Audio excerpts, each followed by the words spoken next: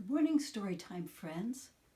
Jago, did you know today's story is about a dentist? You've got your toothbrush. Today's story is Dr. DeSoto, story and pictures by William Steig.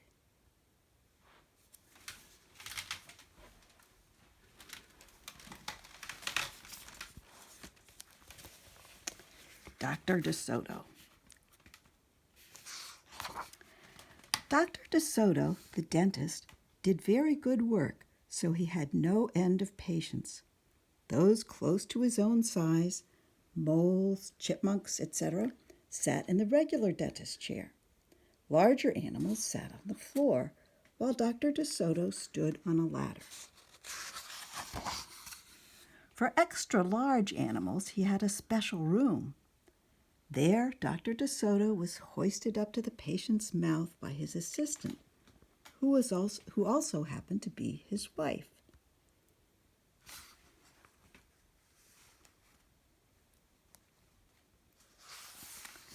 Dr. DeSoto was especially popular with the big animals. He was able to work inside their mouths, wearing rubbers to keep his feet dry, and his fingers were so delicate and his drill so dainty they could hardly feel any pain. Being a mouse, he refused to treat animals dangerous to mice, and it said so on his sign. His sign says, "Cats and other dangerous animals not accepted for treatment." When the doorbell rang, he and his wife would look out the window. They wouldn't admit even the most timid-looking cat. One day, when they looked out, they saw a well-dressed fox with a flannel bandage around his jaw. "I cannot treat you, sir," Dr. DeSoto shouted. "Sir, haven't you read my sign?"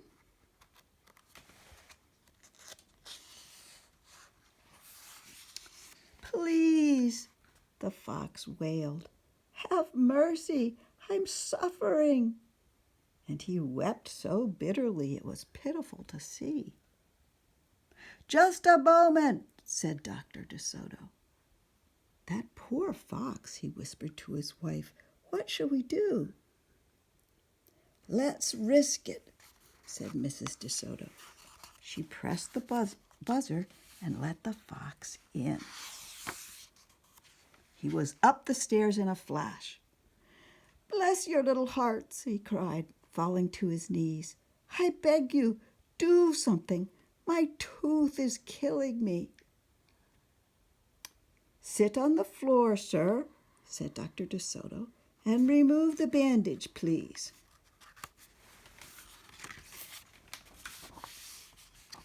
Dr. DeSoto climbed up the ladder and bravely entered the fox's mouth. "Ooh," he gasped. The fox had a rotten bicuspid and unusually bad breath. "This tooth will have to come out," Dr. DeSoto announced. "But we can make you a new one." "Just stop the pain," whimpered the fox, wiping some tears away. Despite his misery, he realized he had a tasty little morsel in his mouth, and his jaw began to quiver. "Keep open," yelled Dr. DeSoto. "Wide open," yelled his wife. "I'm giving you gas now," said Dr. DeSoto. "You won't feel a thing when I yank that tooth." Soon the fox was in dreamland. Yummy," he mumbled.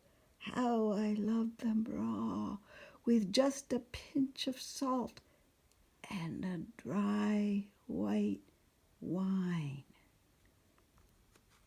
They could guess what he was dreaming about. Mrs. DeSoto handed her husband a pole to keep the fox's mouth open. Dr. DeSoto fastened his extractor to the bad tooth. Then he and his wife began turning the winch. Finally, with a sucking sound, The tooth popped out and hung swaying in the air. "I'm bleeding," the fox yelped when he came to. Dr. DeSoto ran up the ladder and stuffed some gauze in the hole. "The worst is over," he said. "I'll have your new tooth ready tomorrow. Be here at 11 sharp." The fox, still woozy, said goodbye and left.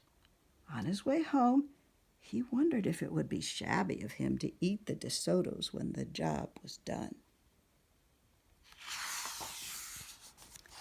After office hours, Mrs. DeSoto molded a tooth of pure gold and polished it. "Raw with salt, indeed," muttered Dr. DeSoto. "How foolish to trust a fox." "He didn't know what he was saying," said Mrs. DeSoto. "Why should he harm us? We're helping him." "Because he's a fox," said Dr. DeSoto. "They're wicked, wicked creatures." That night, the DeSotos lay awake worrying. "Should we let him in tomorrow?" Mrs. DeSoto wondered. "Once I start a job," said the dentist firmly, "I finish it. My father was the same way." "But we must do something to protect ourselves," said his wife. They talked and talked until they formed a plan. "I think it will work," said Dr. DeSoto. A minute later, he was snoring. The next morning, promptly at 11, a very cheerful fox turned up. He was feeling not a particle of pain. When Dr. DeSoto got into his mouth, he snapped it shut for a moment, then opened wide and laughed. "Just a joke," he chortled. "Be serious," said the dentist sharply. "We have work to do." His wife was lugging the heavy tooth up the ladder. "Oh, I love it," exclaimed the fox. "It's just beautiful." Dr. DeSoto set the gold tooth in its socket and hooked it up to the teeth on both sides. The fox caressed the new tooth with his tongue. "My, it feels good," he thought. "I really shouldn't eat them. On the other hand, how could I resist?" "We're not finished," said Dr. DeSoto, holding up a large jug. "I have here a remarkable preparation developed only recently by my wife and me. With just one application, you can be rid of toothaches forever. How would you like to be the first one to receive this unique treatment?" "I certainly would," the fox declared. "I'd be honored." He hated any kind of personal pain. "You will never have to see us again," said Dr. DeSoto. "No one will see you again," said the fox to himself. He had definitely made up his mind to eat them, with the help of his brand new tooth. Dr. DeSoto stepped into the fox's mouth with a bucket of secret formula and proceeded to paint each tooth. He hummed as he worked. Mrs. DeSoto stood by on the ladder, pointing out spots he had missed. The fox looked very happy. When the dentist was done, he stepped out. "Now close your jaws tight," he said, "and keep them closed for a full minute." The fox did as he was told. Then he tried to open his mouth, but his teeth were stuck together. Excuse me, I should have mentioned," said Dr. DeSoto. "You won't be able to open your mouth for a day or two. The secret formula must first permeate the dentine. But don't worry, no pain ever again." The fox was stunned. He stared at Dr. DeSoto, then at his wife. They smiled and waited. All he could do was say, "Frankleberry mush," through his clenched teeth and get up and leave. He tried to do so with dignity. Then he stumbled down the stairs in a daze. Dr. DeSoto and his assistant had outfoxed the fox. They kissed each other and took the rest of the day off. That's Dr. DeSoto. Don't forget to brush your teeth. See you next week.